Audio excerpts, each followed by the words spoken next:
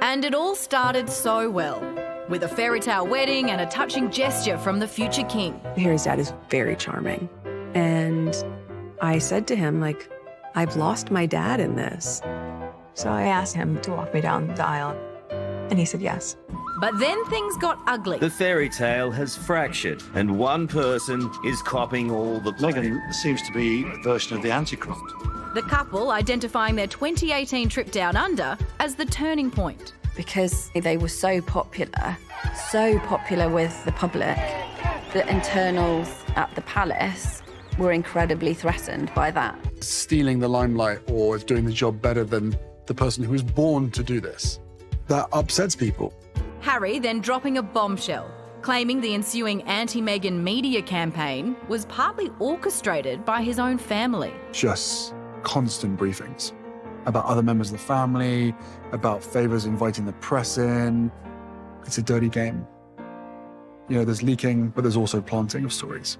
William and I both saw what happened in our dad's office, and we made an agreement that we would never let that happen to our office. And to see my brother's office copy the very same thing that we promised the two of us would never, ever do, that was heartbreaking.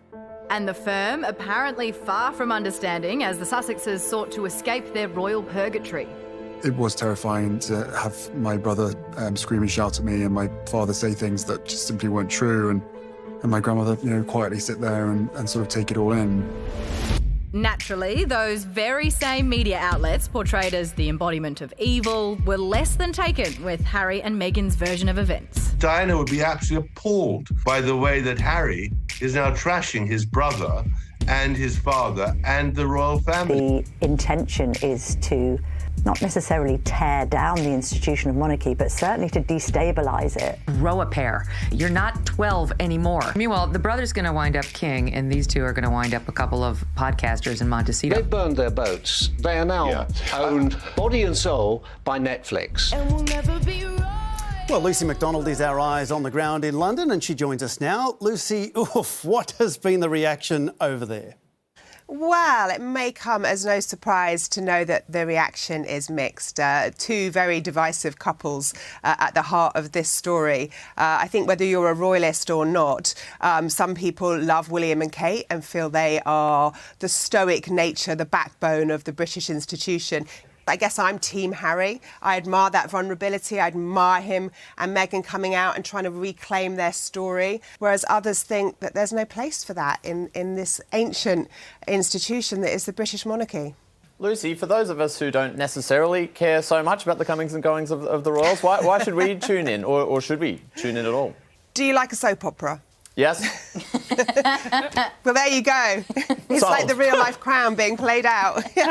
I've personally quite enjoyed watching it as a bit of, you know, end-of-the-day relaxation.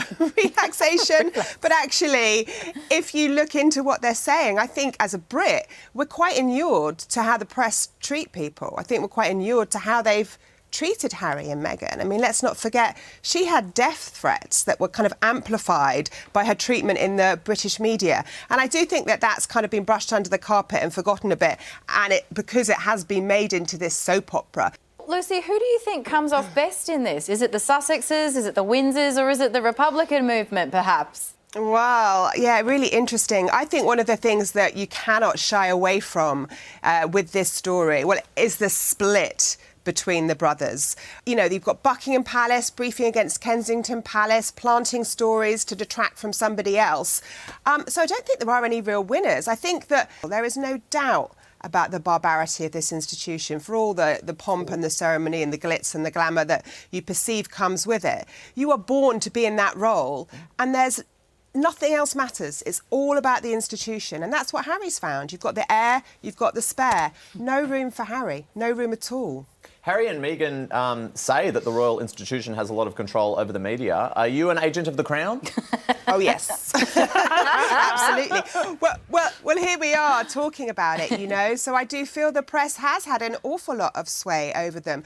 And, you know, struck again, you know, when I reported on the Queen's funeral, we had that, the car that carried her coffin was glass. And she designed that, and her whole thing was, you know, we need to be seen to be believed. And in her time, you know, using the press was a really valuable tool to be seen. But one thing that really comes out of this whole war between the brothers, and it is a war being played out in the newspapers, on television, on social media, is that they are probably not going to be reunited. They are now on two different sides of the world. Harry has said, I do not want the press. William is still courting the press, but that relationship really needs to be renegotiated, I think, for the health of the monarchy. They've picked their paths, everyone's picked their sides. Lucy, thank you so much for your expertise. Thank you. The amazing thing is here, the Netflix series is done, right? All 6 episodes are finished. But Harry's got a book coming out now called Spare. What else is left to say? I mean, we don't know yet, do we, who the royal racist is? Yeah. Maybe that's going to be in the book. But is he going to dump another bucket? I think he has to, right? Because what else? There has to be more things hidden. And because Meghan and Harry were both producers on this series, they would have full control of when that content, or if there is another bombshell or something, when that is released, right? So they are sort of directing all of this. And I think that, you know, if they, as they say in their own words, if they're going to make some money out of this, why not tell it their story their way, you know? Once you leave the royal family, all you've got is goss. I said that like it was a saying, but I just Would you read the book? Would you read the book? No. Cracker of the title, though. It Spare, is, isn't an it? heir and a spare, yeah. Yeah, I think it's great. I think it's great.